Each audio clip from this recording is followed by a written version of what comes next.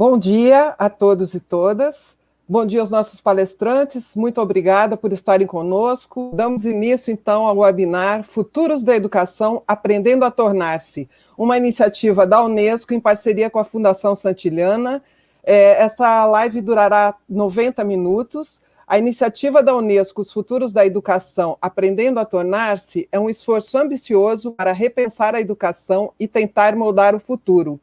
A iniciativa tem a intenção de catalisar um debate mundial sobre como repensar o conhecimento, a educação e a aprendizagem em um mundo cada vez mais complexo. A Unesco tem procurado desenvolver um esforço permanente com o objetivo de colocar em debate público as ideias e já desenvolveu algumas iniciativas com o objetivo de repensar o futuro. Essas iniciativas trouxeram grande contribuição para o desenvolvimento das políticas públicas de educação. Como eu já mencionei nos outros webinários, Edgar Fourret, em 1972, escreveu o relatório para a Unesco Aprender a Ser, a Educação do Futuro, que trouxe a contribuição do conceito de aprendizagem ao longo da vida.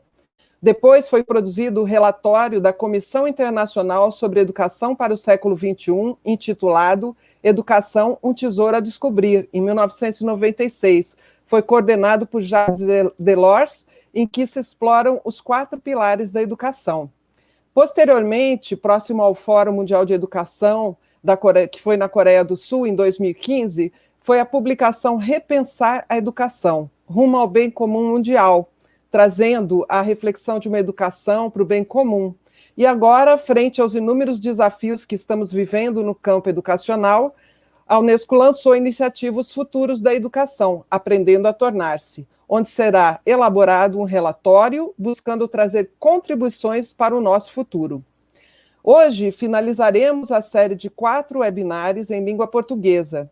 Os webinários já realizados tiveram os temas Sustentabilidade Humana e do Planeta, Cidadania e Participação, Produção, Acesso e Governança do Conhecimento, e o tema de hoje será Garantia do Trabalho e Segurança Econômica. O resultado desses debates e das contribuições do público será consolidado em um relatório e enviado para a Comissão Internacional sobre os Futuros da Educação. Por esse motivo, é muito importante a participação de todos com perguntas e contribuições para o chat nos canais onde o seminário está sendo transmitido. Contamos com a colaboração de todos para que este debate seja enriquecido.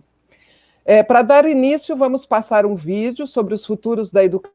Este vídeo já foi transmitido nos outros webinários, mas como é um vídeo curto, algumas pessoas podem não ter visto ainda, nós vamos reproduzir o vídeo novamente. Então, vamos ao vídeo. What kinds of futures do we want to shape? Accelerated climate change, artificial intelligence and biotechnology, increasing exclusion and fragmentation. Our world is becoming more complex and uncertain with many disruptive challenges.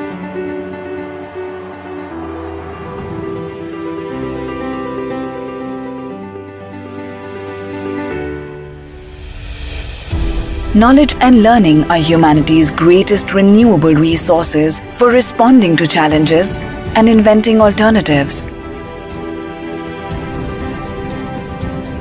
Yet, education doesn't only respond to a changing world. Education transforms the world.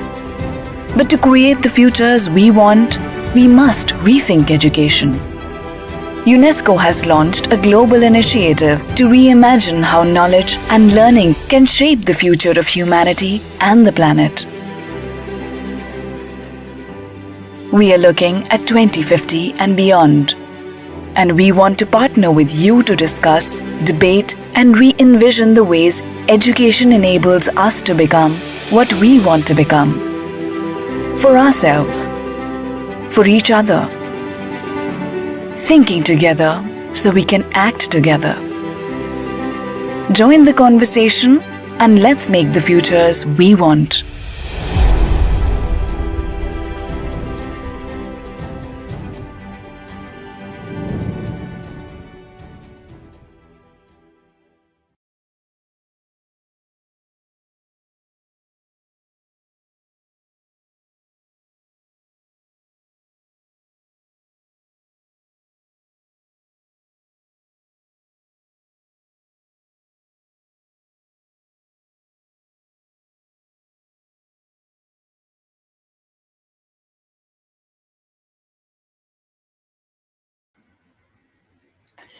Bom, eu sou Marlova Noleto, diretora e representante da Unesco no Brasil, e tenho a máxima alegria de estarmos aqui juntos hoje para o quarto webinar desta série, quarto e último, voltada para a iniciativa lançada pela Unesco, Os Futuros da Educação Aprendendo a Tornar-se.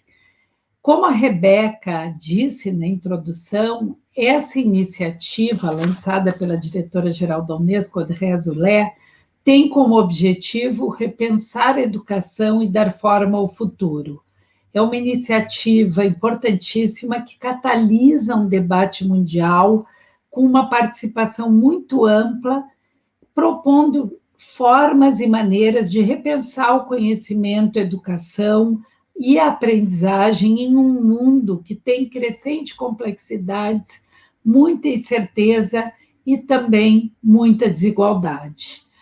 Convocada, como eu disse, pela diretora-geral da Unesco, a iniciativa é liderada pela senhora presidente da Etiópia e visa elaborar um informe mundial sobre educação, contando com a participação de todos. Então, não deixem de nos enviar perguntas, dar a sua opinião, entrar no site da iniciativa e conhecer esse debate e, mais do que conhecer, participar dele. Os membros da comissão, presidida pela senhora presidente da Etiópia, são líderes do pensamento em várias áreas, no mundo da política, da academia, das artes, das ciências, da iniciativa privada e, é claro, da própria educação.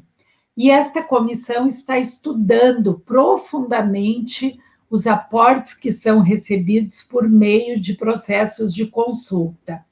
Nós, aqui, o Escritório de Representação no Brasil, em parceria com a Fundação Santiliana, está organizando os seminários, os webinars em português.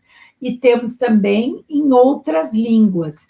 E a ideia é que essa inteligência coletiva possa se materializar em um relatório mundial. Parte deste produto, né, que nós queremos gerar é também com a intenção de contribuir no Comitê Global da Agenda 2030 do ODS 4, Educação de Qualidade Equitativa e Inclusiva para Todos, onde a Unesco é a agência líder. E eu gosto muito porque esta comissão já produziu um primeiro relatório independente, e neste relatório eles concluem que a educação ela se joga no presente, mas sempre orientada para o futuro. É prospectiva e, em certo sentido, também utópica. E, por isso, este título, né, Os Futuros da Educação Aprendendo a Tornar-se, se reveste de ainda mais importância. Qual é a educação que nós precisamos para o mundo que nós queremos? Um mundo com mais igualdade, mais inclusão, mais justiça social, um mundo onde as oportunidades educacionais possam ser ofertadas de maneira mais equitativa e inclusiva. Não podemos esquecer que a educação é um direito humano fundamental e motor do desenvolvimento sustentável, e também tem o papel fundamental de contribuir para formar mentes críticas para tempos críticos. Hoje, o nosso tema é um tema importantíssimo, é a garantia do trabalho e segurança econômica. Nós sabemos que, para ingressar no mercado de trabalho, é importantíssimo o papel da educação. Nós sabemos que a educação desempenha, sim, um papel fundamental na garantia de um trabalho decente e também na segurança econômica. Então, nós estamos muito entusiasmados, muito felizes também, agradecemos a nossa parceira Fundação Santiliana por termos chegado ao quarto webinar, ao quarto e último webinar dessa série sobre os futuros da educação. Eu fico muito contente que possamos estar discutindo que futuro a educação deve ter para que possamos aprender a nos tornar melhores, mas também tornar o mundo um lugar melhor para todos. Lembrando que é por meio da educação que nós podemos continuar trabalhando para transformar o mundo em um lugar mais justo e inclusivo, em que ninguém seja deixado para trás, como propõe a Agenda 2030 das Nações Unidas. André, é contigo. Muito obrigado, Marlova. Sejam muito bem-vindos todos e todas. Eu sou André Lázaro, diretor de Políticas Públicas da Fundação Santillana. Queria agradecer muito a Marlova essas palavras iniciais que nos colocam nos valores que, de fato, orientam um debate educacional por uma sociedade melhor. Para nós, da Fundação Santillana, é um orgulho muito grande participar dessa iniciativa. Nós estamos trabalhando em parceria com a Orialc, Unesco do Chile, para as transmissões de debates em espanhol, e agora, aqui, no nosso 4º seminário, em parceria com a sede Unesco do Brasil, a quem agradecemos muito a parceria. A Fundação Santillana também tem criado debates. Na Espanha, abriu um programa chamado La Escuela que Viene, e hoje, aliás, haverá à tarde um encontro, Los Estudiantes de la Escuela que Viene. E aqui no Brasil também, a Fundação Santillana tem realizado debates semanais com professores, estudantes, pesquisadores, gestores, para pensar os futuros da nossa educação. Todos os encontros, tanto esses que fazemos aqui com a Unesco, quanto aqueles feitos pela Santillana Espanha com a Unesco, como os próprios lives da Fundação Santillana, eles estão disponíveis nos canais de YouTube da Unesco e da Fundação Santillana e nos próprios sites dessas organizações. Isso é a maneira de colaborarmos com o debate.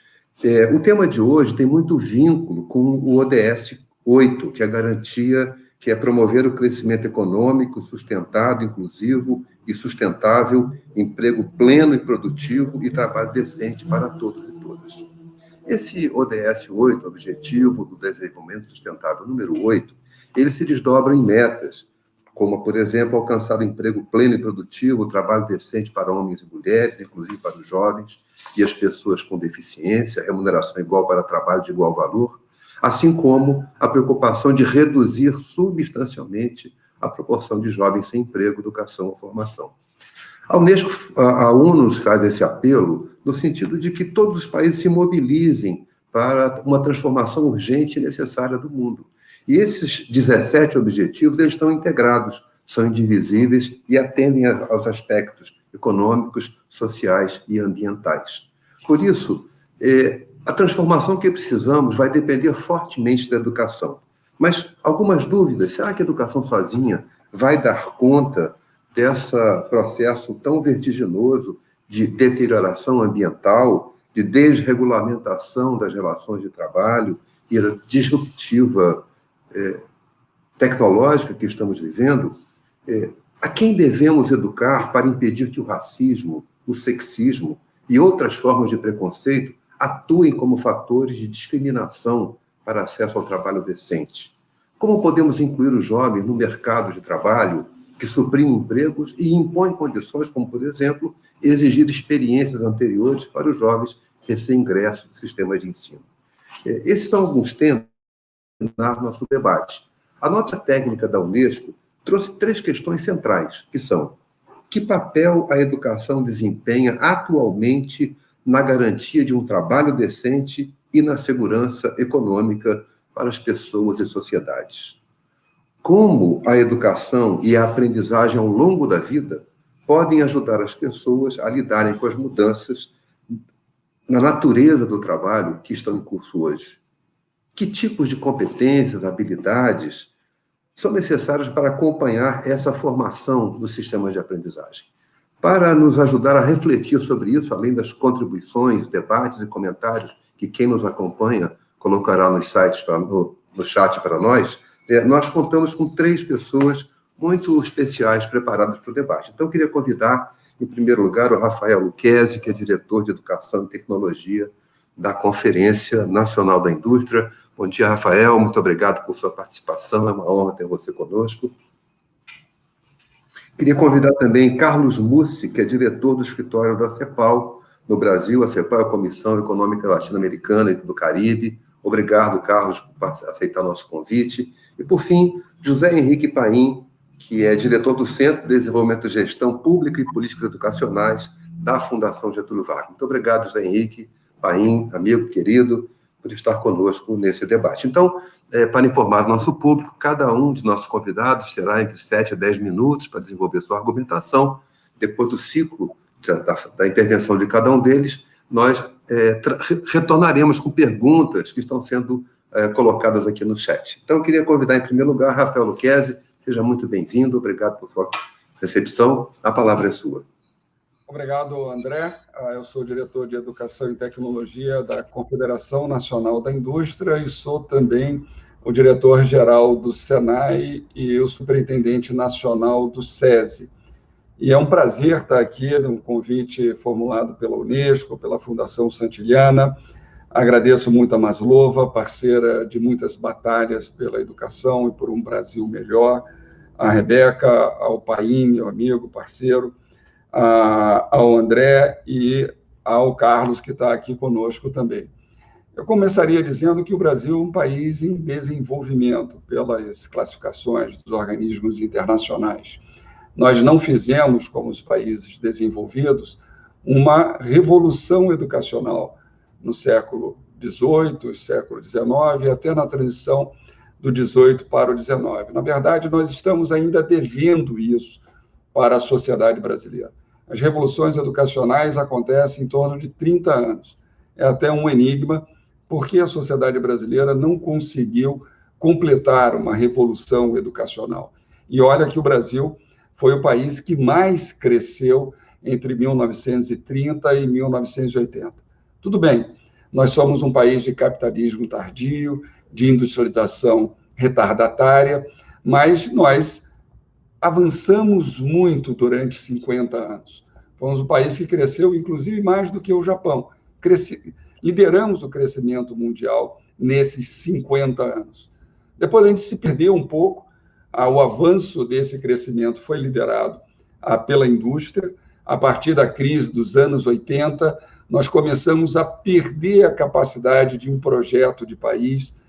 Diversos economistas e políticos falam disso com relação ao Brasil. Outro dia eu vi uma entrevista muito interessante do economista Delfim Neto falando isso. Falta um projeto estratégico para o país. E o mais importante, nós fizemos esforços no desenvolvimento do sistema educacional, mas sem um claro diálogo, sem uma estruturação clara com um projeto de país. Fizemos muito um avanço da educação pela educação. E eu acho que a educação tem que ser o pilar fundamental de um projeto de país, inclusive com isso alavancando possibilidades de retroalimentar para a sociedade do conhecimento uma questão tão importante. Um outro dado de panorama que é relevante para essa minha análise, o Brasil perdeu a competição da terceira revolução industrial. As transformações com base de microeletrônica e telecomunicação, que pôde descentralizar a produção global, sobretudo em manufatura. E foi aí que a China e o Sudeste Asiático aumentaram muito a sua participação na economia mundial. O Brasil, só para dar uma imagem disso, produzia quase a mesma quantidade de aço que a China em 1980. O Brasil produzia 29 milhões de toneladas de aço e a China 36 milhões de toneladas de aço. Hoje o Brasil, em 2020, está produzindo 34 milhões de toneladas de aço e a China mais de 900 milhões de toneladas de aço. Isso é uma imagem que dá o elevador de transformação de manufatureira a que a China embarcou. E nós temos um problema nesse nosso sistema de educação incompleto, tardio, que nós fomos montando, ele é muito recente. Nós atingimos a universalização ali nos anos 90 do ensino fundamental e ainda temos déficits educacionais no ensino médio. E o mais importante, nós temos problemas na nossa matriz educacional. Mas, além disso, tem 3 questões fundamentais que nós precisamos analisar para responder bem as questões propostas por esse debate. O Brasil não é mais uma sociedade de jovens. A gente não pode perder essa geração, a seguinte. Além da crueldade social histórica que isso representa numa sociedade profundamente desigual, isso tem um impacto econômico. O Brasil perdeu o bônus demográfico e nós precisamos repensar, exatamente para escapar dessa armadilha de ser um país de renda média baixa, a condição de avançar no desenvolvimento e na geração de riqueza, resolvendo essa questão. E nós não vamos resolver se nós não resolvermos os problemas do sistema educacional, tanto no desafio de qualidade da educação, como também de formação profissional, como acontece nos melhores sistemas educacionais do mundo. E o mais importante, se nós perdemos a terceira revolução industrial, aceleradamente nós estamos tendo a quarta revolução industrial, e que vai colocar desafios muito grandes para a inserção da economia, das empresas brasileiras, mas também do emprego, das cadeias de proteção social e do Estado, que dependem de um projeto de país que tem a educação como seu pilar fundamental. E nós temos graves problemas de produtividade que nascem num sistema educacional de baixa qualidade e com o desvio da nossa matriz educacional, que eu vou falar em seguida. Nós precisamos de 4 trabalhadores brasileiros para equivaler à produtividade de um trabalhador norte-americano. E por que isso é ruim? No Brasil, nós temos apenas 1 de cada 10 jovens faz educação profissional. Na média dos países desenvolvidos, é em torno de 5 de cada 10 jovens. Se nós estivéssemos na Finlândia, 71% dos jovens entre 15 e 17 anos fazem educação profissional. Na Áustria, são 76%. Na Alemanha, ao redor de 50%. Na Suíça, 65%. Portugal fez uma grande revolução educacional no período recente, melhorando muito a sua participação no PISA, e o fez afirmando muito a educação profissional. A população quer isso. Se nós pegarmos as pesquisas de opinião, respondido de forma aberta pela população, 90% quer educação profissional. E 82% dos brasileiros acreditam que a educação profissional técnica vai melhorar a condição de renda deles. Se nós pegarmos 2 pessoas com o mesmo nível de escolaridade, o ensino médio completo, aquele que tiver a educação profissional, os estudos feitos pela FGV, do meu amigo Paim, pela PUC, confirmam que tem um ganho de renda. Tem um ganho de até 24%, 25%, se essa formação profissional no Brasil for feita pelo Senai, que está no topo das instituições, no ranking de ganho de renda com formação profissional. Então, isso é algo importante. E os jovens também querem. Nós temos uma enorme oportunidade agora com a reforma do ensino médio. Os próximos 10 anos serão decisivos para essa transformação. E por que isso é importante? O mundo está revendo os seus modelos educacionais. Nós estamos saindo de uma escola onde você tem que aprender e repetir, que é o modelo de escola fordista, com uma sirene, que é o sinal de início das aulas, do recreio e do término da aula, muito parecido com uma fábrica, aquela lógica de tempos modernos do Charlie Chaplin. E nós precisamos ir para uma escola que vá na direção da escola do século XXI, uma escola que avança no sentido de criticidade, de capacidade interpretativa de informações, de resolução de problema. Até porque, com a fronteira tecnológica se deslocando tão mais rapidamente, nunca foi tão afirmativo a ideia do Alvin Toffler. Ninguém está mais formado e o aprendizado é contínuo ao longo da vida. Por isso que a educação vai na direção do STEAM, do ensino de ciência, tecnologia, engenharia, arte, design e matemática, da resolução de problema, da criticidade e, sobretudo, de um conjunto de competências socioemocionais que vão ter um papel extremamente importante para que os jovens construam o seu projeto de vida e se façam tendo também uma identidade social. E aí nós temos um grande problema no sistema educacional brasileiro, que tem essa distorção. Como apenas 1 de cada 10 jovens faz educação técnica profissional no Brasil, e o caminho que leva à cultura academicista e bacharelesca só premia 20% dos jovens, nós temos um sistema educacional que embute o maior modelo de exclusão social e que prejudica o Brasil, porque vai criar uma população com baixa produtividade, além de uma enorme dificuldade de inserção no mundo do trabalho. O Brasil sempre teve alto desemprego entre jovens, que é um problema de identidade social. E isso já responde uma das questões centrais propostas pelo debate. Nós temos questões que se colocam como oportunidade. Nós somos um país em desenvolvimento. O nosso compromisso deve ser, sobretudo, com a aprendizagem, não com cimento e tijolo. Nós não temos os recursos de sociedades mais ricas. Nós poderíamos enxergar algumas oportunidades que a crise, essa grande tragédia dessa pandemia, Covid-19, propiciou. Nós estamos há mais de 6 meses com uma enorme população de jovens em educação online. 180 mil escolas no Brasil, forçadamente, pararam de dar aula.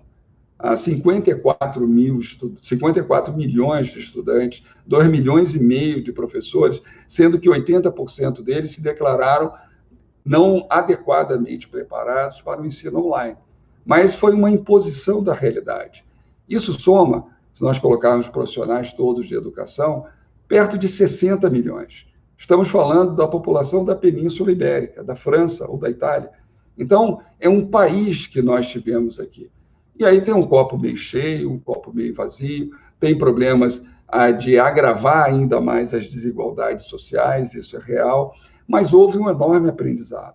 Eu acho que uma das tendências do mundo futuro vai ser a educação híbrida, a incorporação de tecnologias, tendo o papel de centralidade do professor, sem abandonar o conceito de convivência sociológica na escola, que é importante para o processo de aprendizado, sobretudo para as competências socioemocionais, mas nós podemos construir avanços importantes que outras sociedades recentemente deram, como o Vietnã, que fez uma revolução educacional com resultados muito fortes nos seus sistemas educacionais, e fez de forma contemporânea ao que nós estamos vivendo no Brasil. Então, nós temos aí uma questão importante a colocar.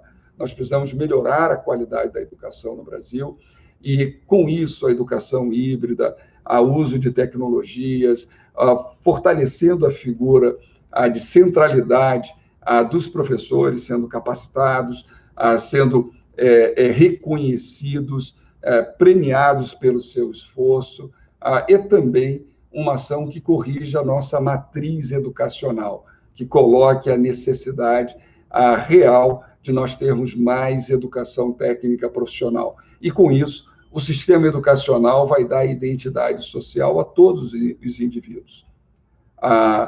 De forma natural, o nosso sistema educacional, com o academicismo, ele cria um modelo de identidade social para quem faz o percurso completo e cursa a educação superior. E aí ele vai ter, na divisão social do trabalho, pensado pelo Adam Smith, a ter uma função técnica definida pela educação superior. Nós precisamos remover esse preconceito e permitir uma ampliação, como está nas metas do Plano Nacional de Educação, uma enorme ampliação da educação técnica profissional. Isso vai ser importante para os jovens, sobretudo os jovens de baixa renda, e vai permitir um melhor ingresso no mundo do trabalho. Até o André colocou uma questão importante sobre cobrança de experiências. Vamos pensar num jovem que concluiu um ensino médico propedêutico. Como é que vai ser a experiência da primeira entrevista de emprego?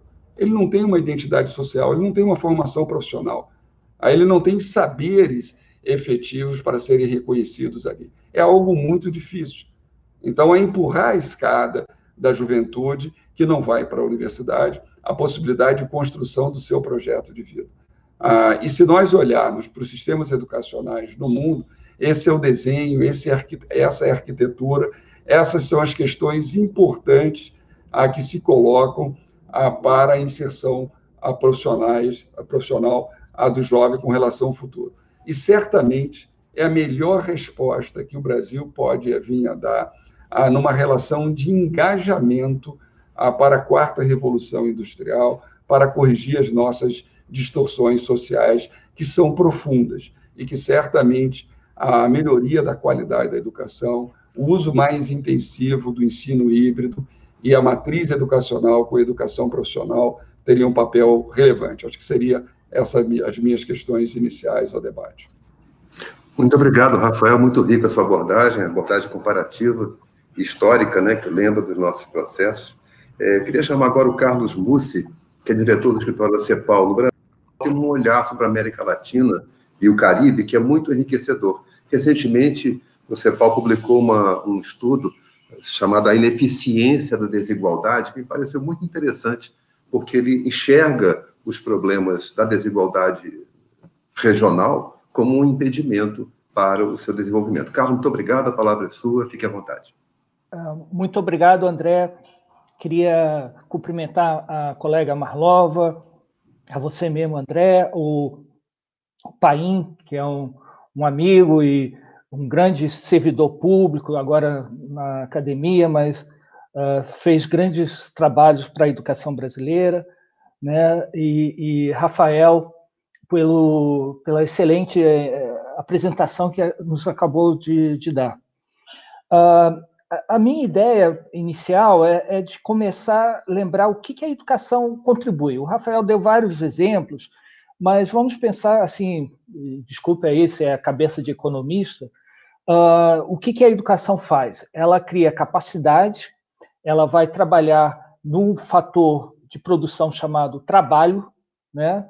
Ela vai poder incrementar a produtividade desse fator, desse trabalhador, vai poder incentivar a inovação, né?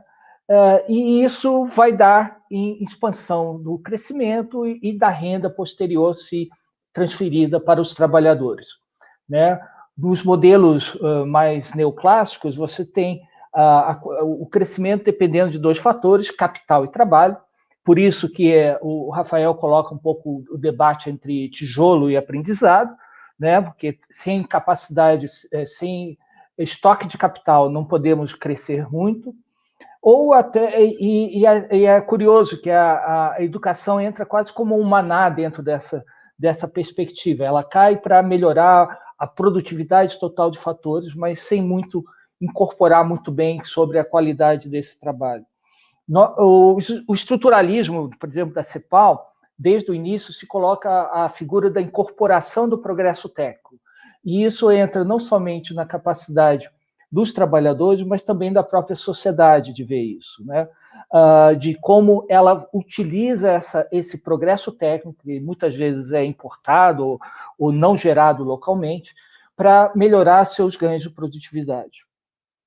Bem, isso é um modelo clássico de economia, podemos discutir várias coisas. O desafio é de como vamos fazer a transferências desses ganhos para os diferentes fatores de produção, especialmente do trabalho. E aí entra muito a questão da segurança do trabalho e da renda desse trabalhador e das garantias que estão vinculadas a um trabalho decente, né? E aí entra um terceiro fator que vai entrar muito nisso, que é o Estado, que vai regular essas relações entre capital e trabalho e vai dar os incentivos para a educação. Além do mais, que como o Rafael colocou, os grandes exemplos de revolução industrial, revolução educacional, está vinculado a uma ação ampla do Estado. Ainda que haja, vamos dizer, iniciativas locais ou até, vamos dizer, entre aspas, privadas de alguns grupos, foi o Estado que universalizou, garantiu a educação grátis e popularizou a educação e também até a sua governança, né? No sentido não só, vamos dizer, formal, mas até mesmo uma coisa que eu sempre acho interessante no exercício anglo-saxão e talvez em outros países, que é a ideia do school board, que é a comunidade que cuida da sua educação, né? Financiada pelos seus impostos e pelo próprio Estado. Bem, isso, de novo, é um modelo ideal, um modelo onde nós podemos transmitir para as pessoas os incentivos para poderem estudarem, dar condições para isso, qualidade, e depois entrar no mercado de trabalho. Há sempre algumas questões, porque o timing entre você formar, fazer a revolução educacional, melhorar a produtividade e os investimentos e os postos de trabalho estarem lá, de vez em quando não acontece. Os ciclos econômicos não permitem, ou você realmente não projetou corretamente tanto a oferta e a demanda do trabalho, né? Aí entra situações como o próprio Rafael colocou de os anos 80, né?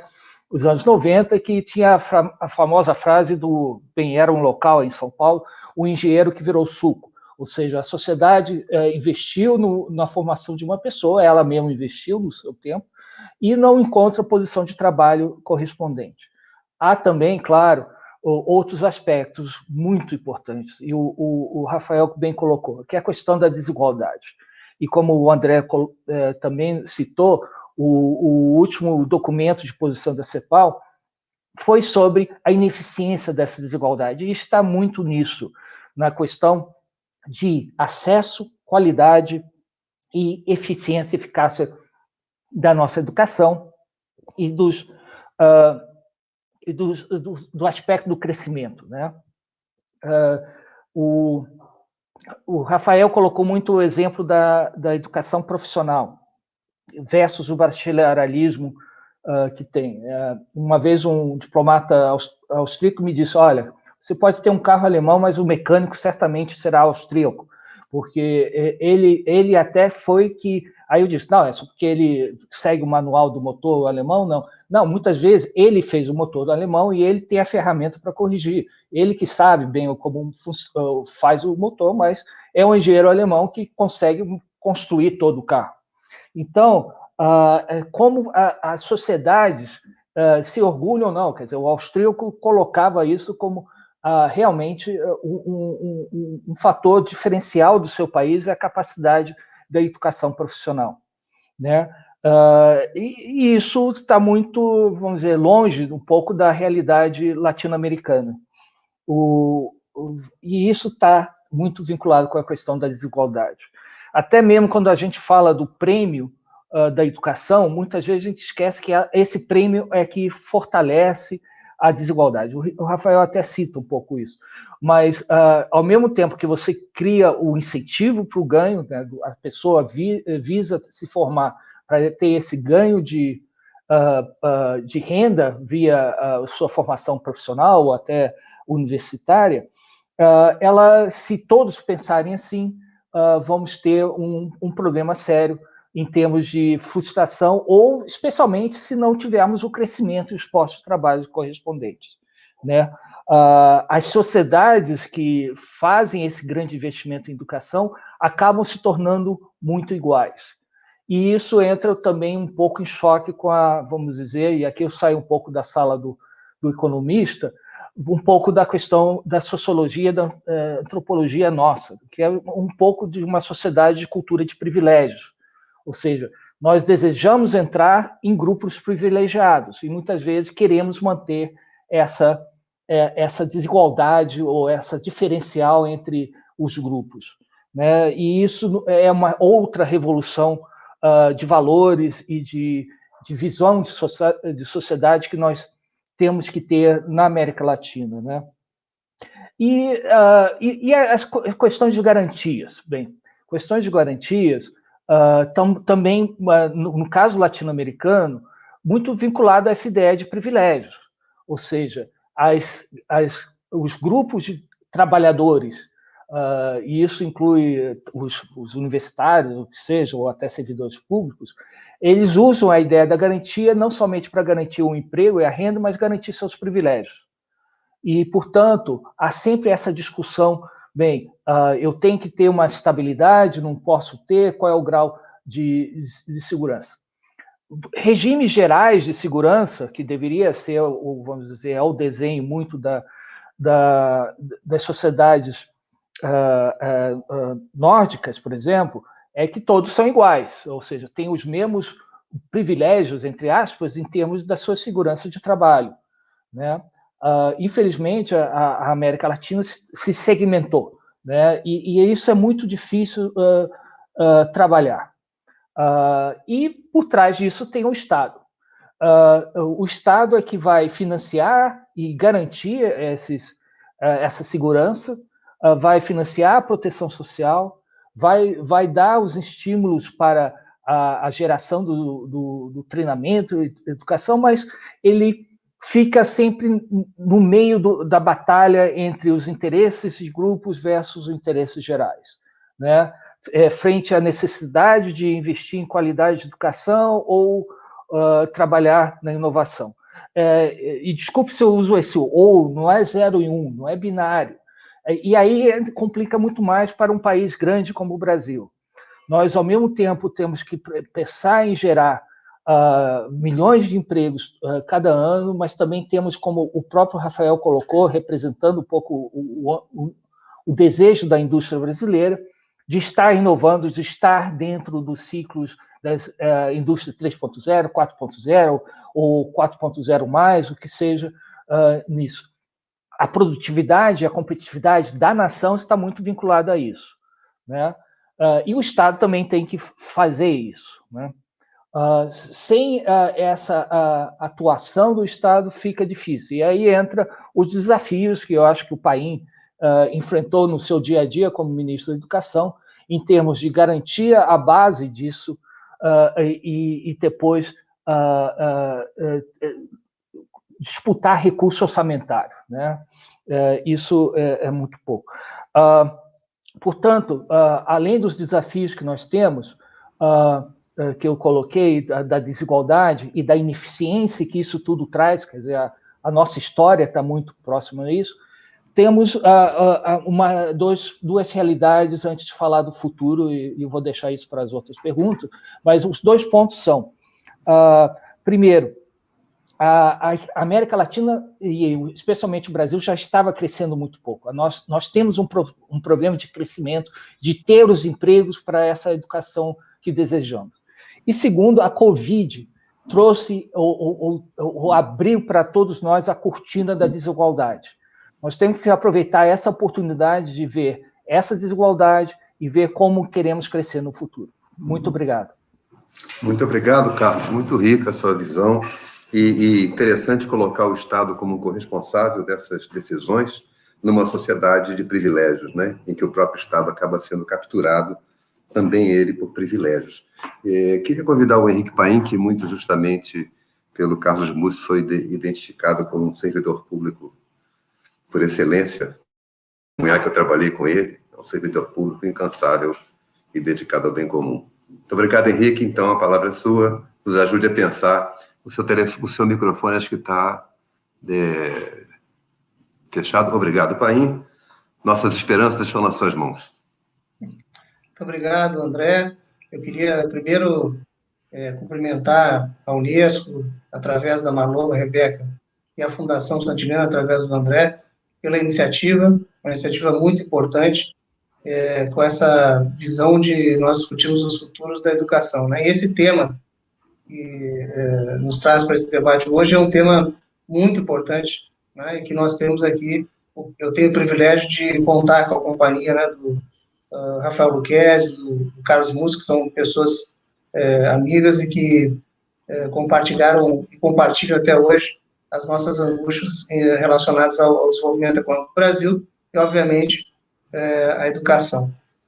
Eu diria, né, e até por provocação do próprio André, em conversas anteriores com ele, que nós temos, de fato, um papel reservado à educação para o desenvolvimento econômico, né? Nós trabalhamos muito em torno dessa questão e eu diria que nós precisamos refletir esse papel da educação muito associado ao que está acontecendo hoje no mundo do ponto de vista de transformação, né? O Rafael Lucchesi falou aqui de forma muito clara em torno da quarta revolução, né, e os reflexos disso sobre a questão da aprendizagem, sobre a educação. Mas antes de entrar nesse tema, eu queria dizer o seguinte também, que é fundamental e importante que nós façamos uma reflexão em torno dos modelos de desenvolvimento econômico que acabam influenciando a educação, né? Porque, na verdade, quando nós fazemos um resgate histórico, né, especialmente nos países da América Latina, especialmente no Brasil, nós vamos ver que, na medida em que nós tivemos algumas janelas de oportunidade, né, que envolveu todo o processo, né, de crescimento econômico, industrialização, recentemente também, né, nessa transformação que nós tivemos, revolução no agronegócio brasileiro, nós tivemos, dentro desse processo, um papel reservado para a questão da educação que não foi, muitas vezes, reconhecido pelas políticas governamentais, e hoje o Brasil paga um preço muito alto por isso, né? Então, por isso que a gente tem, além de ter um despertar, o capitalismo tardio, como a gente fala, né, na expressão, quando nós estudamos a economia brasileira, nós temos também um despertar tardio na educação, né? E esse despertar tardio na educação traz com ele uma série de elementos que faz o Brasil hoje enfrentar os desafios que são lançados em função dessa quarta revolução industrial, de todas as transformações que a gente está vivendo, e, ao mesmo tempo, ainda cumprir os desafios que estão associados a esse processo de uma desigualdade educacional e uma desigualdade social que o Brasil vive, né? Então, nós temos, como gestores, né, como formuladores de política pública, considerar esses dois desafios, duplo desafio sempre, né? Então, enquanto nós estamos falando em tratar das questões relativas às competências e habilidades socioemocionais, que são muito importantes, né, quando nós pensamos na educação para o desenvolvimento econômico, né, para que a gente possa ter uma melhoria dos nossos indicadores, né, de produtividade do trabalho, dos nossos indicadores associados também ao desenvolvimento tecnológico, à inovação, é muito importante dizer que nós ainda temos desafios associados às competências e habilidades cognitivas, que são fundamentais e que vários países, de alguma forma ou de outra, ainda continuam perseguindo isso, mas eles já estão muito à frente do Brasil, né? Então, fica mais fácil para eles se debruçar na questão do socioemocional e esses valores todos que têm que ser trabalhados. Então, eu faço resgate simplesmente para dizer que nós, num país como o Brasil, um dos países da América Latina, nós temos esse duplo desafio que está muito associado, né, aos modelos de desenvolvimento econômico que nós adotamos sem pensar um papel central para a educação. Aí nós temos vários países do mundo que fizeram diferente, né? Então, eu acho que isso é um ponto muito importante que a gente precisa levar em consideração.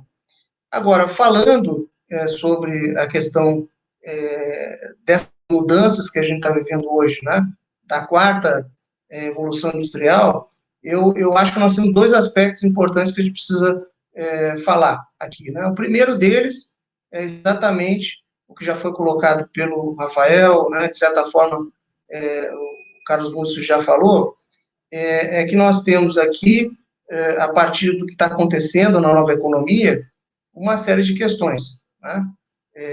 Se nós precisamos ter uma maior produtividade no trabalho, se nós precisamos fazer com que o desenvolvimento tecnológico, né, e a inovação possa ser acelerada, é muito importante que a gente considere não só a questão da profissionalização, estrito sensu, e não só também a questão cognitiva, mas trabalharmos, né, nos nossos currículos, nos nossos currículos, tanto no nível superior quanto na educação básica, trabalharmos as questões que estão relacionadas às competências socioemocionais.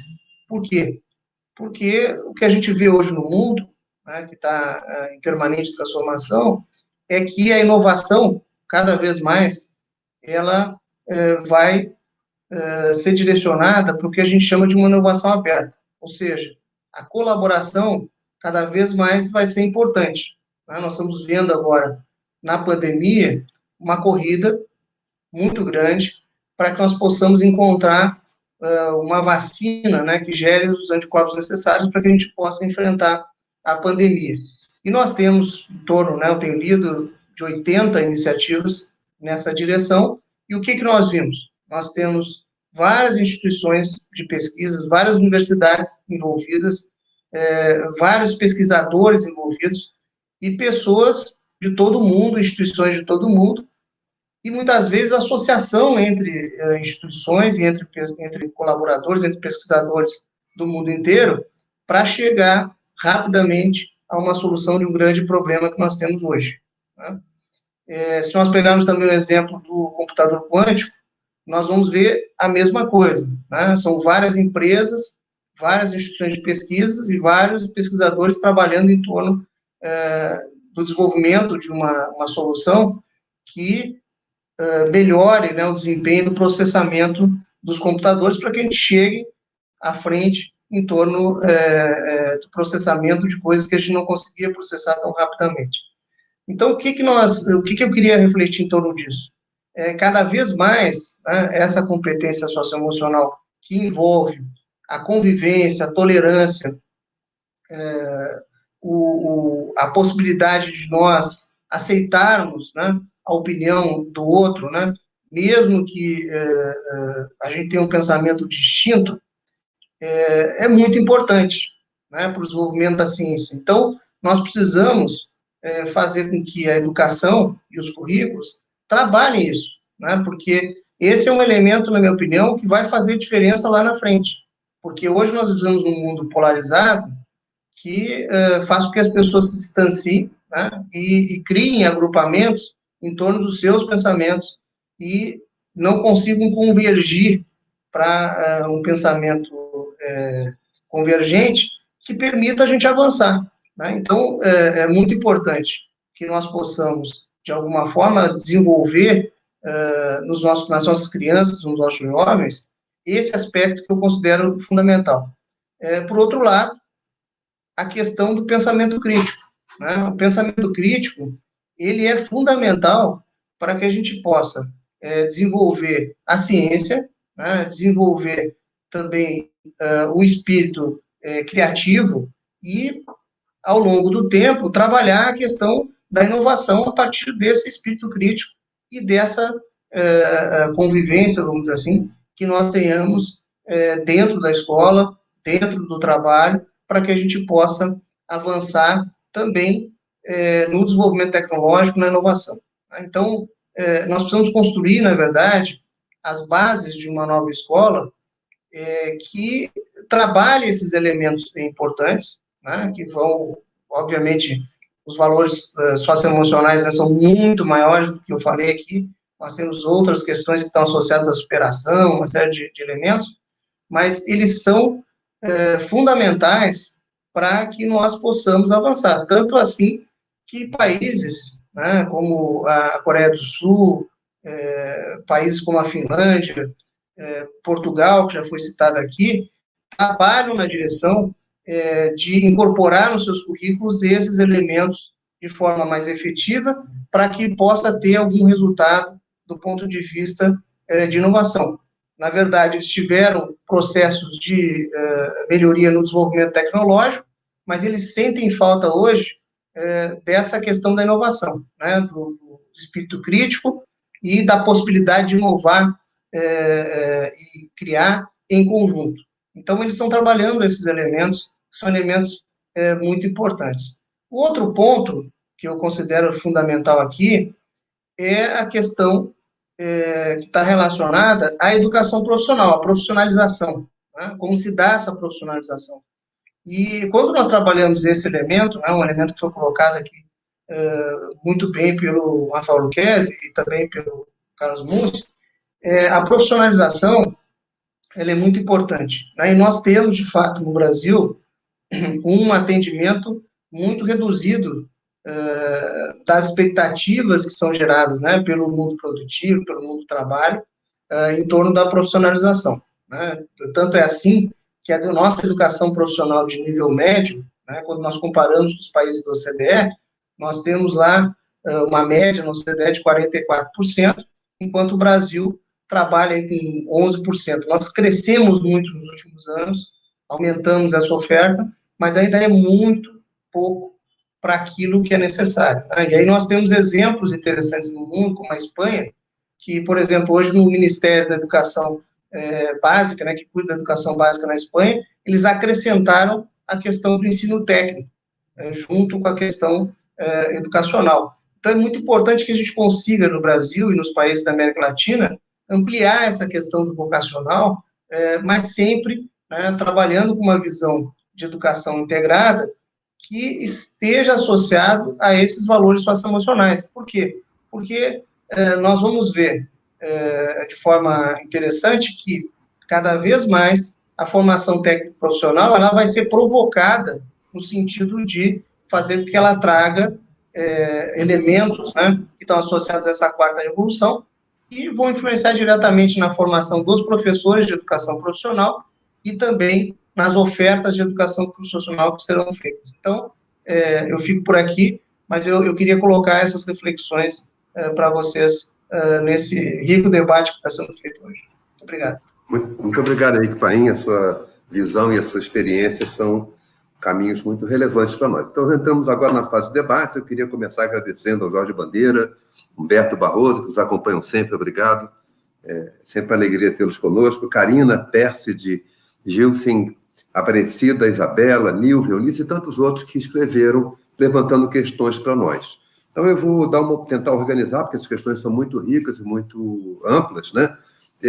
Mas queria acrescentar um comentário de que essa observação muito interessante que foi feita aqui, e de alguma maneira tocada por todos, né? É a questão do estigma do trabalho profissional, né? Lembrar que o Brasil teve um período de mais de 300 anos de escravidão, e nesse período o trabalho era estigmatizado, era uma coisa do escravo. O homem livre era um homem da cultura bacharelesca. Então, essa marca parece, como previam os abolicionistas do século XIX, essa marca da escravidão perdura por mais de 100 anos, marcando e definindo certas posições na sociedade brasileira.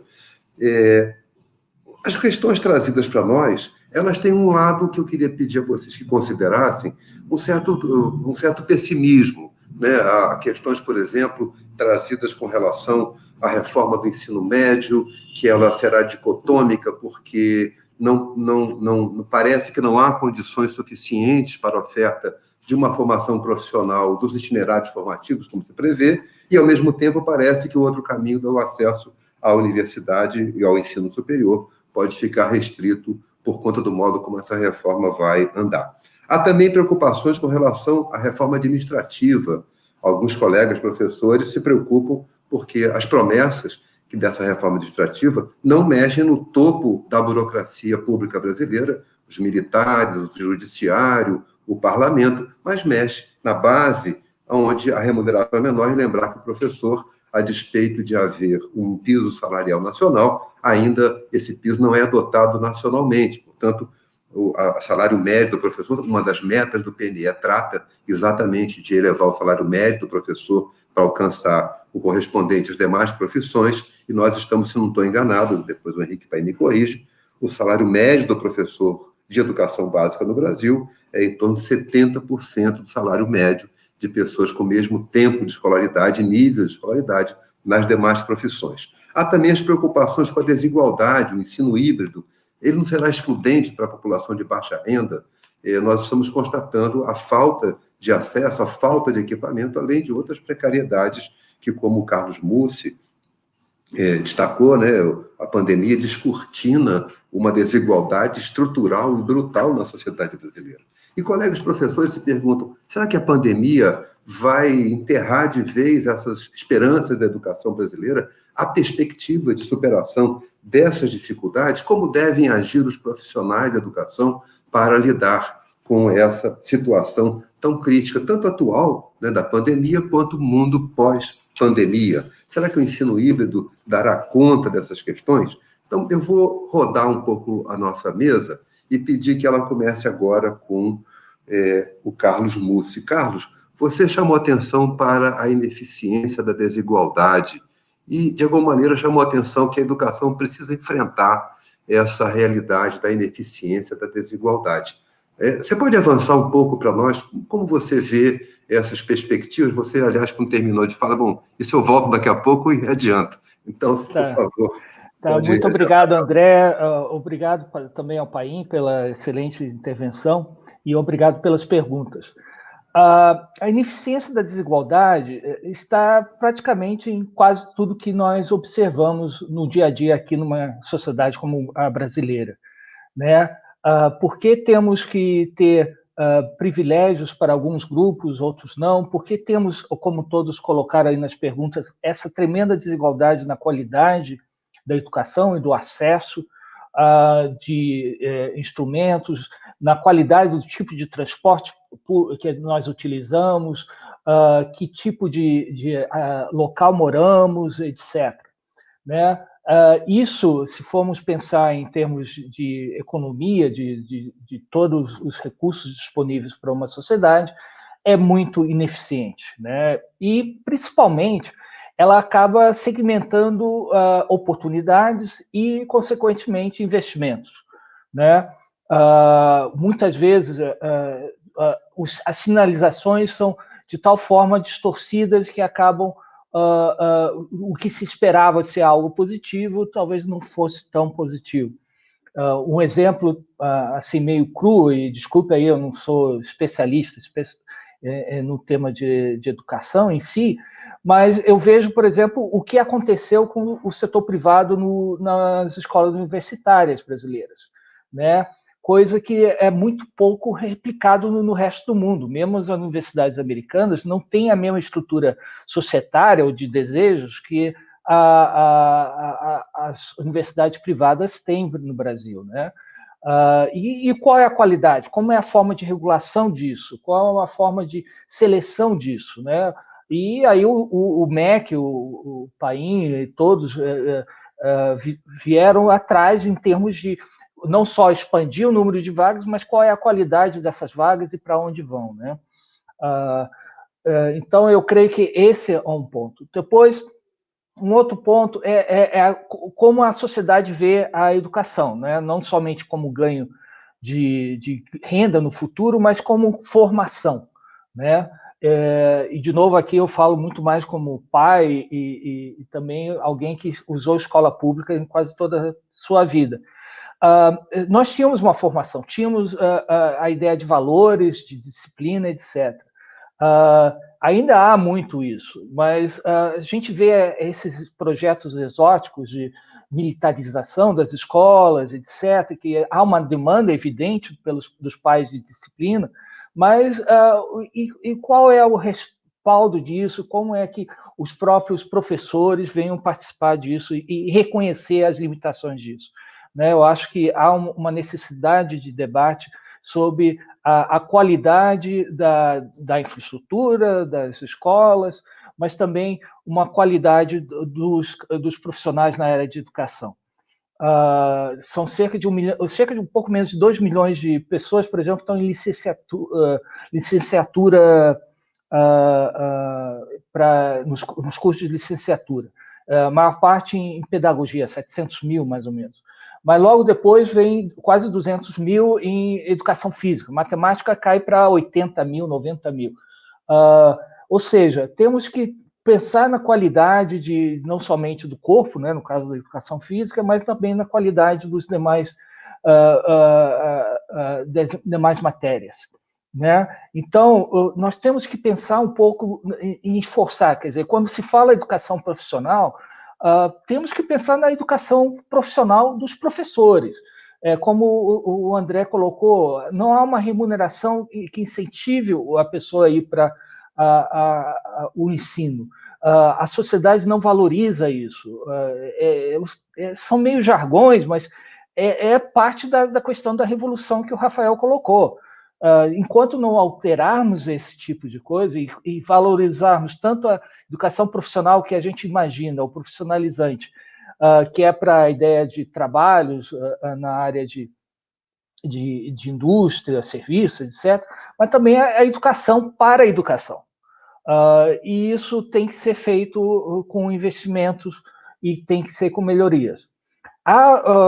Na reforma administrativa, realmente o foco foi aonde tem o maior número de pessoas trabalhando dentro do setor público. E isso vai bater exatamente professores, médicos, enfermeiros, assistentes sociais, etc. Mas o grande viés, que muitas vezes está dentro dessa equação, é que temos aí um problema. Hoje, um gestor público, talvez um pouco menos hoje, mas até pouco tempo, o gestor público, quando alguém se aposentava, ele não era alguém que ele substituía apenas fisicamente.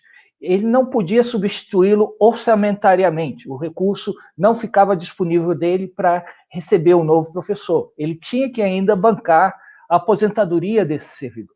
Muitos ainda tinham seus fundos, etc. Os mais recentes vão entrar, mas temos todo um estoque aí de professores que merecidamente vão se aposentar, vão ter seus direitos, mas isso não foi feito um recurso para financiá-lo e liberar o recurso que ele tinha para que ele tenha um substituto na sala de aula com o mesmo orçamento. Eles vão ter que exigir mais. Quer dizer, então, isso se reflete não somente no custo menor de um professor, mas também de um custo maior de outras classes profissionais do Estado. Então, temos que pensar um pouco nisso de como melhorar. Eu acho que para melhorar um pouco esse ambiente de pessimismo, é tentar, vamos dizer, buscar aqueles exemplos que nós consigamos de boas experiências, né? Há sempre grandes iniciativas, ainda que localizadas, que podem ser replicadas. O default nisso é muito a experiência do estado do Ceará, especialmente a cidade de Sobral. Tivemos resultados muito bons do estado de Goiás, agora recentemente. Portanto, temos que enaltecer isso, temos que apresentar isso. Temos as iniciativas, por exemplo, da Criança Esperança, mas tem outras iniciativas da Unesco de tentar identificar a boa prática do ensino, do bom professor, e isso temos que buscar ter uma difusão tão grande quanto temos no Criança Esperança, né? Se a Marlova me permite, podíamos ter uma educação esperança, ou esperança na educação, que seria muito mais importante nisso, né? Então, eu creio que esses seriam alguns pontos que eu gostaria de colocar. Desculpe aí se me estendi um pouco mais. Não, muito oportuno essas questões, e acho que a Marlova depois vai ter direito de resposta, né? Você botou uma bola em campo bastante interessante. Eu queria chamar agora, por favor, o Henrique Paim. Henrique, você conhece como poucos a educação brasileira, e eu respeito muito esse seu conhecimento. E o debate aqui, e aliás as intervenções também, chamaram atenção para carências muito representativas e muito significativas. No entanto, recentemente saiu o IDEB com alguns resultados favoráveis, particularmente nos anos iniciais, a melhoria nos anos finais, uma certa melhoria do ensino médio que não alcançou metas, mas rompeu uma inércia. Então, quando você olha para a educação brasileira e sua responsabilidade para o desenvolvimento, para a equidade, para a justiça, o que você destacaria do copo vazio e do copo cheio, né? Eu acho que, às vezes, a gente é muito injusto com a educação brasileira porque não consegue enxergar o esforço societário que vem desde a Constituinte, passando pelo Fundef, depois do Fundeb, que conseguiu incluir 90% da faixa etária nas escolas brasileiras, né? Como é que você vê essas contradições, essas tensões entre o que falta e o que temos?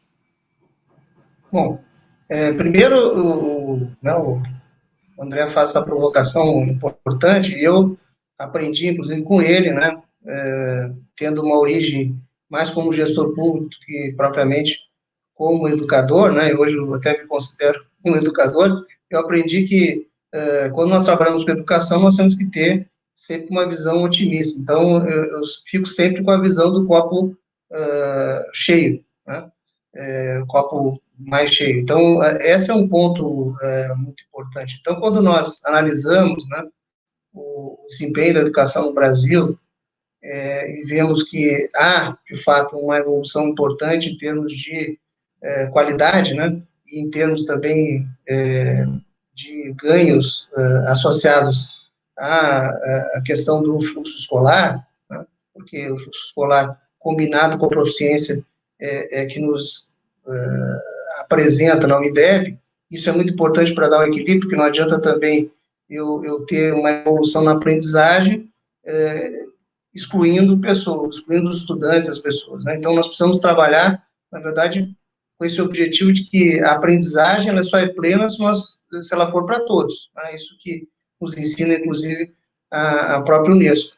Então, na verdade, eu diria que nós tivemos, ao longo desses anos, uma evolução importante. Os anos iniciais se destacam, né? Porque, de fato, nós temos um esforço muito grande, especialmente aí dos municípios, também dos governos estaduais que ainda atendem a rede, tem uma rede ainda relacionada aos anos iniciais, o esforço que nós tivemos também importante nos anos finais, né, que agora a gente vê também evoluindo, tendo uma evolução interessante, e no ensino médio, né, que é o grande desafio que nós temos, né, assim como também temos na educação infantil, ele finalmente, né, deu ares aí de que a gente pode ter algum tipo de esperança também em relação ao ensino médio.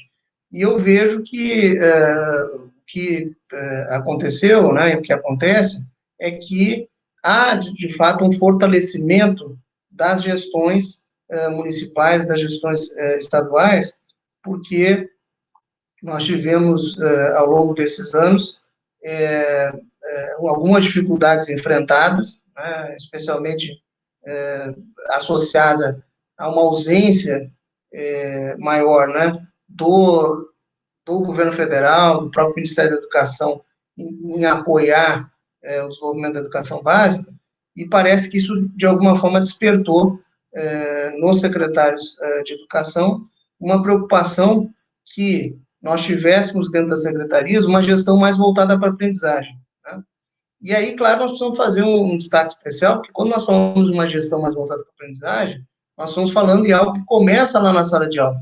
Né? O professor é uma figura muito importante nesse processo, porque quando eu falo em gestão voltada para a aprendizagem, eu estou falando de um acompanhamento, de uma cadeia de responsabilidade que começa lá na ponta, no compromisso do professor com a aprendizagem das crianças e dos jovens, um compromisso do diretor da escola em acompanhar o desempenho, né, de cada classe, de cada turma, e um compromisso também da equipe da escola em fazer esse acompanhamento, e, ao mesmo tempo, um alinhamento, né, que pode passar pela secretaria, por todos os gestores da secretaria, pelo próprio secretário estadual e municipal, em fazer o acompanhamento, né, e dar as condições para o funcionamento de cada uma das escolas.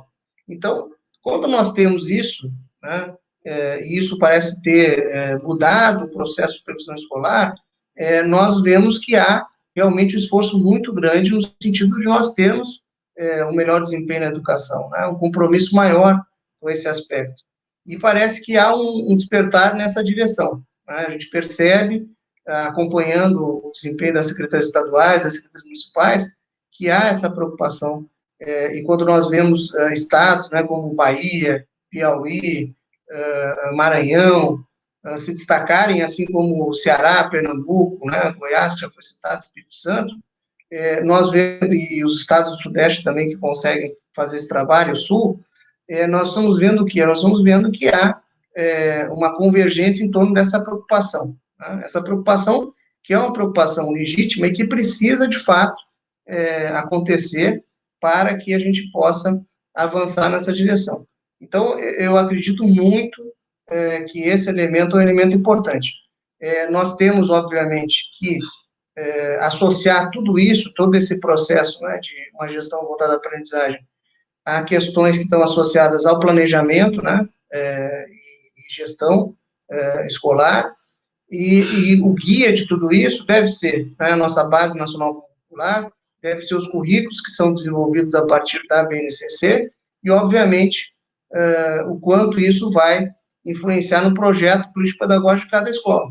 Então, nesse sentido, eu vejo como muito importante, né, o papel do Ministério da Educação, o papel da Secretaria de Educação, para que a gente possa desenvolver mais esse aspecto de uma gestão voltada à aprendizagem, que eu acho que pode fazer uma grande diferença, né? Ainda mais no momento agora que nós estamos vivendo de grande dificuldade, que é a pandemia, que certamente ao mesmo tempo que faz com que a gente acelere, né, como já foi falado aqui, o processo de transformação digital, acelere também, na minha opinião, alguns aspectos associados a desenvolvimento das competências socioemocionais, né, no acolhimento e na retomada das aulas, ele tem um desafio importante que está associado à questão da desigualdade educacional, porque ele pode gerar, de alguma forma, também um aumento da reprovação, um aumento do abandono, se a gente não tiver uma política pública que seja coerente e que trabalhe em torno dessas questões.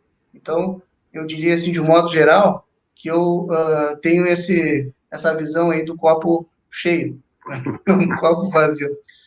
E, obviamente, isso está muito associado ao que eu vejo no desempenho dos gestores, no desempenho, do esforço que é feito hoje pelos professores brasileiros, que são grandes protagonistas desse processo, né? Porque se não houver o esforço deles, a gente não vai ter esse bom resultado que a gente persegue. Obrigado, Henrique. É bom a sua visão complexa das tensões que atravessam o campo da educação. Nada é fácil. E como dizia o Tom Jobim, o Brasil não é para amadores. Ainda bem que temos 3 bons profissionais para conversar conosco. Por favor, Carlos, Rafael Lucchesi, por favor.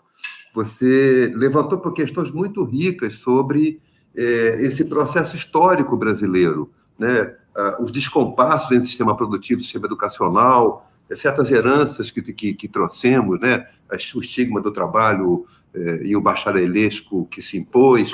E vivemos, então, agora uma crise. Os comentários que chegam até nós são muito preocupados com o desdobramento da crise, né? Você está num lugar muito interessante, porque você enxerga, a partir da CNI, a partir do SESI, várias dimensões dessa atuação. Que perspectiva você vê, Rafael, para o tema da educação a partir dessa crise da pandemia? Por exemplo, colegas nossos, professores, se preocupam, será que nós vamos conseguir superar essa exclusão tecnológica que a população de baixa renda tem, que as escolas têm? Será que isso será enfrentado? De que maneira? Então, Rafael, você tem uma visão muito rica e muito ampla. Você pode nos ajudar a interpretar esses sinais do presente, antecipar esse futuro? Obrigado, André. E também do Senai, né? Eu lidero também o Senai, sou diretor-geral do Senai. Eu falei aqui antes, eu sempre enxergo o copo meio cheio, mas a gente tem que ter rigor e enxergar os desafios que nós estamos vivendo. É claro que, se nós compararmos a renda per capita de 2014 com 2020, a gente vai projetar uma retração de 20%. Isso para uma família de classe média é uma situação muito difícil, mas para a maior parte da população brasileira, que tem baixa renda, é menos comida sobre a mesa. Isso é dramático. Então, nós vivemos isso. Mas nós começamos a tropeçar o nosso caminho ali nos anos 80, quando nós permitimos uma mudança de uma lógica de hegemonia no projeto de país, perdemos a orientação da manufatura para uma inserção de exportação de commodity, de um rentismo improdutivo, que leva a consensos sociais muito questionáveis e que tem um domínio muito grande na forma de como comunicar com a sociedade e reproduzir essa visão dominante. Então, nós temos problemas e é importante deixar claro isso. Só que nós não podemos nos abater. Eu acho que nós falhamos como sociedade, ainda que o sistema educacional brasileiro é muito tardio, e o país, historicamente, sempre fala nisso, mas outras sociedades, até com renda per capita inferior à nossa, conseguiram, como nos países da Europa Ocidental e da América do Norte, em 30 anos, resolver o problema educacional. Eu acho que faltou prioridade, esforço, e um consenso da sociedade em torno desse propósito.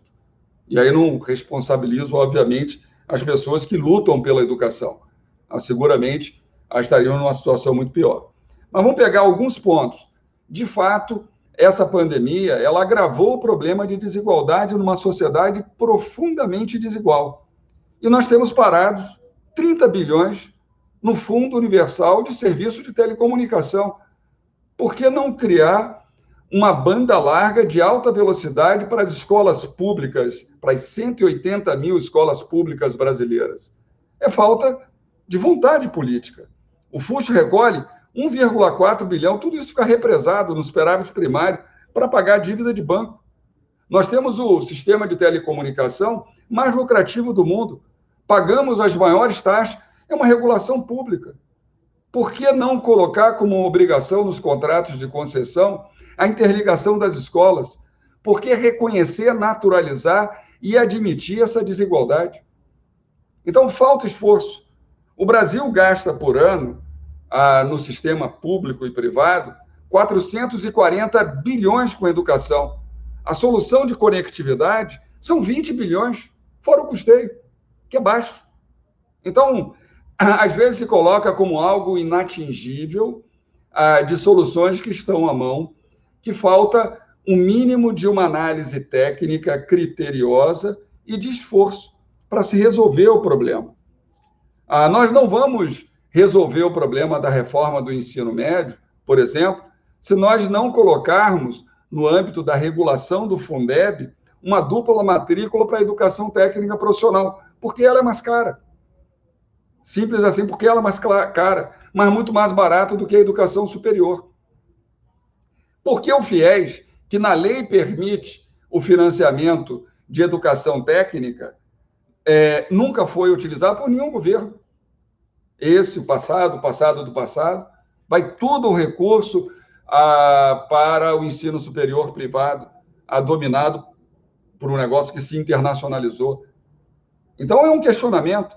É claro que nós temos déficit educacional no ensino superior, nós temos 15% do estoque populacional contra 37% dos países da OCDE, mas temos déficit também no ensino técnico muito maior e muito mais grave, como temos na educação de ensino médio, são 49% contra 81% da população da OCDE.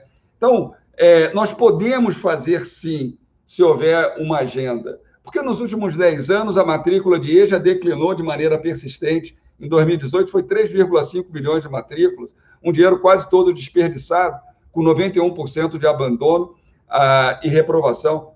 O SESI já realizou mais de 120 mil matrículas, com 87% de conclusão, fazendo 3 mudanças substanciais. O SESI, em parceria com o Senai, faz um EJA com formação profissional. Porque a gente aceita a teoria de resposta ao item de forma elitizada para o Enem ou para o vestibular da minha geração, e a gente não usa a teoria de resposta ao item para fazer reconhecimento de saberes dessa população mais fragilizada, que abandonou a escola e que tem uma enorme dificuldade de ampliar os seus horizontes profissionais e de projeto de vida, e é abandonado rigorosamente pelo setor público. São questões que nós colocamos. Se nós fizermos esse fundo de universalização, utilizarmos isso para conexão de banda larga, como país seguidor, a gente não precisa fazer o esforço que nós fizemos ao longo de todo o século XX e fracassamos, e como bem falou o Paim e o Muzi, essa geração e as próximas vão ter que carregar aquilo que a gente fracassou no século XX e o desafio do século XXI, porque, como o Cazuza avisou, o tempo não para. Então, a gente vai ter que fazer essa dupla agenda. E um dos caminhos é a gente pensar no ensino híbrido, nas vantagens no sentido de fazer um catching up, de se aproximar da escolaridade dos países desenvolvidos, da produtividade dos países desenvolvidos, que é o caminho sustentável, como eu sou economista, como qualquer economista vai pensar dentro do sistema econômico, que permite o crescimento e distribuição da renda, porque senão não vai ter. O Estado não gera riqueza, em qualquer teoria do sistema econômico. Então, vamos ter que usar, essa é a última geração que vai usar teclado. Tem a voz natural, a que vai integrar e criar a possibilidade de percursos individualizados com estudo adaptativo, câmeras que são capazes de reconhecer se o aluno está concentrado ou não, inteligência artificial para saber o resultado de aprendizagem em tempo real, cruzando esses dados com estudo adaptativo. Há um conjunto de novas tecnologias, portais, que vão permitir essa transformação. Precisa haver uma conexão entre uma agenda pública, de política pública transformadora, que coloque a educação no debate não apenas como educadores, um grande problema que tem no Brasil é que a educação no Brasil é uma discussão que só envolve educadores, isso é um equívoco, que cria, inclusive, um problema de financiamento. A educação tem que estar no centro do projeto de país, para a cidadania, para a economia, para tudo. Ela tem que ter um sentido de centralidade. E é claro que ela tem que endereçar um diálogo com todas essas questões. Todos os países que pegaram o elevador de desenvolvimento, fizeram isso. Fizeram essa construção, fizeram essa concertação e constituíram um bloco histórico capaz de transformar essa agenda. Nós estamos falando, a perspectiva do Senai, a organização que eu dirijo, tem uma área que faz uma prospectiva, um observatório do mercado de trabalho no Brasil. Está havendo uma transformação que foi acelerada pela Covid. Ao tempo em que está havendo o empobrecimento geral da população, tem pelo menos 30 novas profissões. E, de cara, a gente tem que remover esse preconceito de que vai virar peão da indústria. Isso é uma bobagem, sinceramente. Primeiro, que todo trabalho é digno. E, segundo, que o peão da indústria, em geral, ganha mais do que a maior parte da população brasileira, que tem um nível de renda muito rebaixado. E, se for de formação técnica, ganha mais da grande maioria das formações bacharelescas, inclusive advogados e médicos. Um técnico em mineração, um técnico em mecatrônica, um técnico em automação, um inspetor de solda com mais de 10 anos, chegam a ganhar 20, 30 mil reais por mês. Eu acho que o André aqui classificou bem o problema que nós temos na história das mentalidades brasileiras por conta de uma visão de um certo preconceito das profissões técnicas. Eu acho que a gente tem que superar isso até dentro do ambiente progressista de educadores para ter uma maior capacidade de diálogo com o futuro. Analista de soluções de alta conectividade é uma profissão nova e que vai determinar o futuro. Administrador de conectividade, especialista em logística, desenvolvimento de software, realidade ampliada, desenvolvimento de conteúdos educacionais para a educação online, analista para grande quantidade de informação. O que é a quarta revolução industrial? Para a gente ter claro. É um novo ambiente onde a terceira revolução industrial tornou o chip muito barato. Então, hoje, tem chip em tudo. Você tem uma produção integrada e conectada feita por robôs. Todos os algoritmos e a inteligência artificial vai substituir todas as atividades repetitivas, tendo uma enorme transformação do mundo do trabalho. Não vai haver menos emprego, vai haver mais empregos. Mas as regiões que tiverem presas ao passado, com incapacidade de dialogar com o futuro, elas vão empobrecer, elas vão perder relevância. É o que acontece no Brasil há 40 anos. Mas como os países baleias de sociedades muito grandes, nós nos autoalienamos e não entendemos que há 40 anos nós empobrecemos. Por isso que eu comecei o marcador na mudança de hegemonia que houve na virada dos anos 80, em que a nossa hegemonia é uma hegemonia de um rentismo improdutivo que a sociedade não discute. Nós temos bancos disfuncionais, um oligopólio que extorque toda a sociedade e toda a economia de um lado, e achamos muito bacana dizer que o agronegócio, que praticamente não paga tributos e tem crédito garantido, e tem empregos esvaziados, salva o Brasil. Isso é uma tolice. E a gente não discute a educação presa a tudo isso, porque há um preconceito na sociedade brasileira também em discutir uma educação como propósito. E isso é uma sabotagem para os jovens. É isso que a gente tem que falar de forma muito clara e discutir entre educadores com mais franqueza e ter menos alienação social, que a discussão de educação não é só de educadores. A discussão sobre educação é um projeto de país.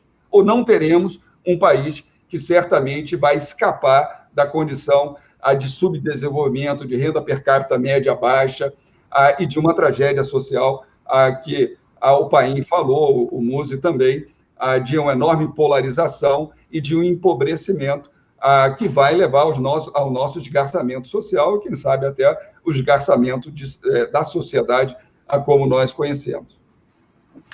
Rafael, muito corajosa e muito lúcida a sua conclusão. Espero que ela nos ajude a refletir e agir com propriedade, né? E lembrando que eu moro no Rio de Janeiro, o desgarçamento aqui é brabo, é forte, a brutalidade contra as populações mais pobres é enorme. Portanto, a sua profecia já está em curso em muitas realidades brasileiras, né?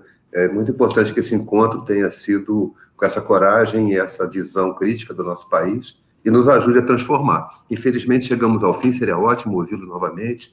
Chegamos ao fim, eu tinha brincado que ia convidar a Marlova para responder o que o Carlos levantou, mas então nós vamos ter que convidá-la para encerrar. Eu queria, da minha parte, agradecer a Nelise, Lídia, Isabela, Eunice, Aparecida, enfim, todos que colaboraram com perguntas, especialmente Jorge Bandeira e Humberto Barroso, que estão sempre conosco, e pedir a Marlova que, com a sua alegria, a sua esperança, daquela esperança freiriana de construir um futuro, dê as palavras finais do nosso encontro. Sempre animada, sobretudo depois de uma manhã tão inspiradora como essa.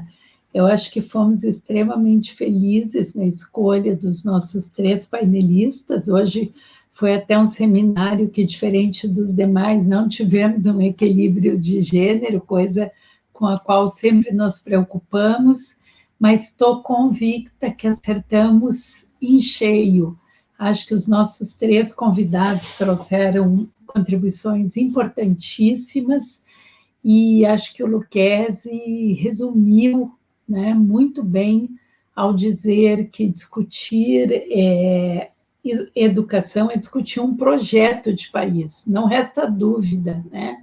E como nosso tema era também a questão do emprego e essa questão fundamental da garantia de trabalho e segurança econômica, eu acho que tanto o Carlos, meu colega de Sistema ONU, ao abordar o relatório da CEPAL sobre a ineficiência da desigualdade e o preço que nos cobra a desigualdade brasileira, ou os dados que trouxe o nosso ex-ministro da Educação, hoje, na Fundação Getúlio Vargas, José Henrique Paim, compuseram esse painel de uma maneira muito acertada. Eu, claro, não vou deixar a bola picando, acho que o Carlos falou muito bem sobre a importância de nós estarmos sempre alertas sobre a importância de divulgar trabalhos educacionais e relativos à educação, assim como fazemos com Criança Esperança. Estamos na Semana do Criança Esperança, nos acompanhem no programa, segunda-feira, dia 28, depois da novela. Esse ano não pedimos doações ao público, as doações estão sendo feitas pelas empresas, e a ideia é, sim, doar esperança, fazer uma grande mobilização em torno da ideia de que todos nós precisamos construir e contribuir para ver o mundo melhor que queremos. Então, a Unesco, ela tem várias pesquisas, prêmios, publicações que tratam das inovações em educação, como o Prêmio Gestão Escolar, que nós fazemos com o Concede, com a OEI, com a Embaixada Americana, ou o Prêmio Professor Nota 10, que durante anos a Unesco apoiou, com a editora Abril, Fundação Roberto Marinho, e realmente mostrar a importância do protagonismo da educação para transformar um país é jogar luz sobre o futuro que queremos. Ao encerrar essa série de 4 webinars sobre o futuro da educação aprendendo a tornar-se, a Unesco agradece mais uma vez a parceria da Fundação Santiliana, todos os convidados que tivemos nos 4 webinars que organizamos abordando temas importantíssimos que eu me permito lembrar aqui. O primeiro deles sobre a sustentabilidade da humanidade do planeta, o segundo sobre cidadania e participação, o terceiro sobre produção, acesso e governança do conhecimento, e este último de hoje sobre garantia de trabalho e segurança econômica. Tudo isso para mostrar que o futuro da educação é, sim, um futuro melhor para o planeta, é garantir um direito humano inalienável, é falar de um direito humano fundamental e que, como eu disse na abertura, é o motor do desenvolvimento humano sustentável. Portanto, investir na educação é investir no mundo melhor que todos nós queremos, renovando o compromisso de não deixar ninguém para trás. fazendo da educação uma educação de qualidade, equitativa e inclusiva para todos. Muito obrigada.